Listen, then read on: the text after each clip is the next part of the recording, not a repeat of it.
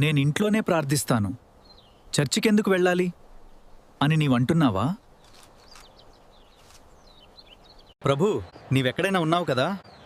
అయితే నేనింట్లోనే నీతో మాట్లాడితే సరిపోదా? అవును, నీవు గది తలుపు మూసుకుని ప్రార్థించినా నేను వింటాను. నేను దగ్గర్లోనే ఉంటాను. కానీ నా బిడ్డా, నీవు ఒంటరిగా ఉండటానికి కాదు, కలిసి నడవటానికి పిలువబడ్డావు. ప్రభువా, నాకు ఒంటరిగా ఇంట్లోనే ప్రశాంతంగా ప్రార్థిస్తే చాలు అనిపిస్తుంది. సౌకర్యం ఎప్పుడూ ఎదుగుదల ఇవ్వదు. నీవు బలపడాలంటే ఇతరులతో కలిసి ఉండాలి. ఏలయనగా 2, 3 నా నామమున ఎక్కడ కూడియుందురో అక్కడ నేను వారి మధ్యన ఉందును. అంటే నేను తప్పు చేస్తున్నానా ప్రభువా?